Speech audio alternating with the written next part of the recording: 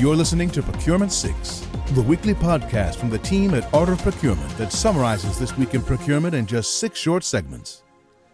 Hi there. My name is Kelly Barner, and today is Friday, February 14th, 2025.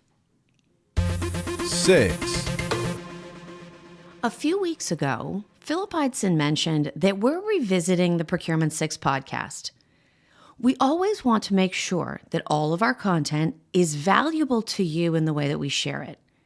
In the spirit of trying something new, I'm experimenting with how we use the other 5 segments this week, focusing more on giving you depth of insight than necessarily on giving you a next step to take.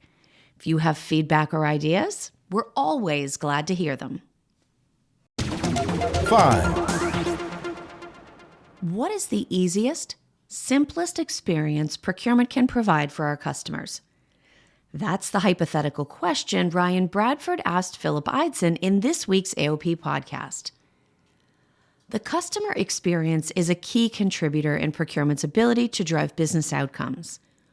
When our internal stakeholders understand, appreciate, and leverage the full value of procurement, the entire organization benefits. When internal customers don't get it or don't feel the benefit, well, you know what happens then.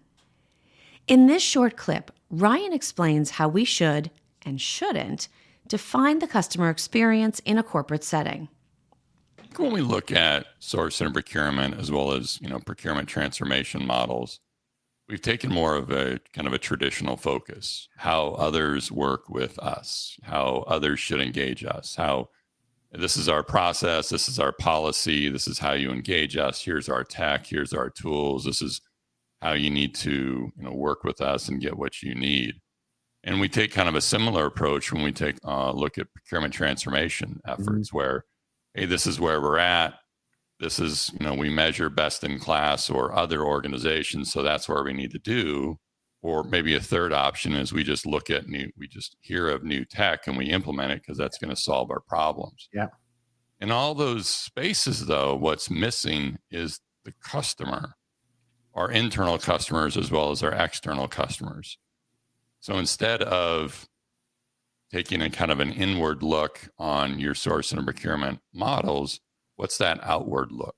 Yeah. And what I mean by that is what's the easiest, simplest experience that we can provide for our internal customers? Not what we think that they need to do, but from their perspective, what's that easy experience that we can give them to make it easier to gauge us and drive more value?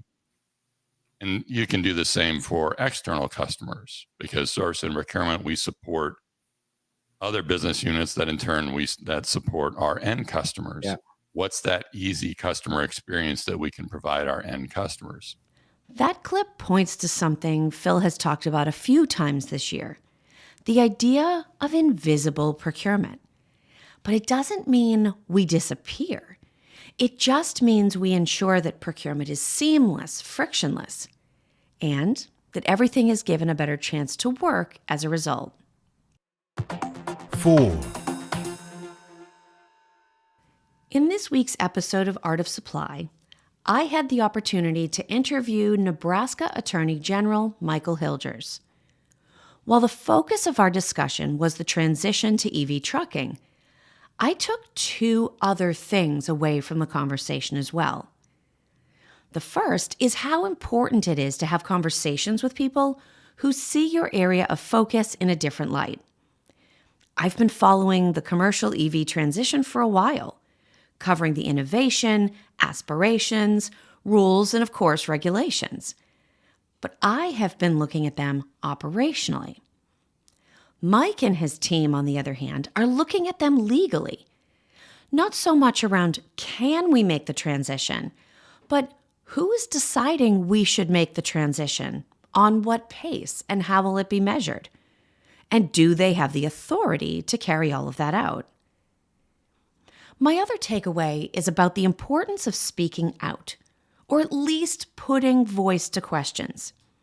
For instance, are we actually ready to a transition to EV trucking that takes place over the next 2 years? My suspicion is that a lot of people working in supply chain and logistics have concerns, and have had those concerns for a long time. But we assumed someone or something would swoop in and save us before anything was actually expected. Now, lawyers don't do that. If something is going to be enforceable, they act. Given the level of complexity in global supply chains, I think both of these lessons will come into play regularly going forward.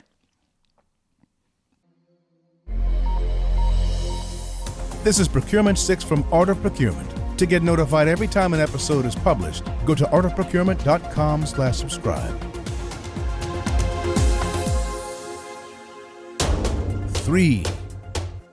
Business email compromise scams increased by 103% year over year and remain the top fraud tactic used against companies. That's according to the 2025 TrustPair Fraud Trends and Insights report. Apparently, all of those anti-phishing training courses aren't working, especially as fraud becomes more sophisticated with the help of generative AI. For procurement, the concerns hit even closer to home. 69% of the 200 US-based executives surveyed reported experiencing third-party or supplier-related fraud in 2024. That's a significant increase over the 47% that reported having the same experience in 2023. We realize a lot of benefits from new technologies, but so do the bad guys. This is probably a good reminder to update your standard InfoSec questionnaires instead of becoming part of next year's statistics. And please, for goodness sake, don't click on links in emails. 2. In this year's Super Bowl, we saw the Kansas City Chiefs denied the elusive three-peat and the Eagles' Saquon Barkley grab a win on his birthday. We also saw commercials, the best part of every Super Bowl. One of the most interesting assessments I read about the commercials after the fact was in the Wall Street Journal, and it pointed out that generally speaking, the tech-related AI-sponsored ads fell flat. That includes ChatGPT and a commercial for Ray-Ban smart glasses. So in a world where we're all bracing for the impact of AI, their first round of Super Bowl commercials was a fizzle. I'm no marketing pro, but maybe we've found a bit of a soft spot, if not in the technology itself, in the company and the people surrounding it. Could it be that all of the buzz and anticipation made these companies assume that anything they chose to share would connect them with people? I certainly don't know the answer to that question, and I think it is easy to forget how new some of these headline-dominating companies are.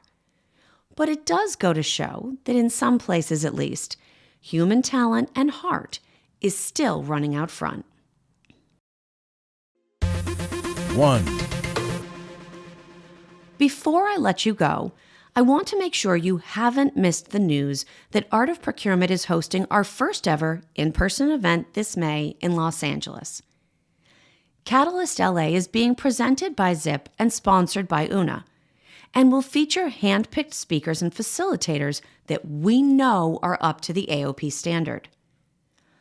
This interactive event is for senior procurement professionals only, and will take place at the beautiful Newhouse Studio in California, the first purpose-built recording studio. If you're interested or have questions about Catalyst or any of the other content I covered this week, head to artofprocurement.com, message me directly on LinkedIn, or drop me an email, kelly@artofprocurement.com. Thanks for listening. We'll be back next Friday at 6 a.m. U.S. Eastern Time. If you've enjoyed this pod, help us grow and tell your peers to search for Procurement 6 wherever they get their podcasts.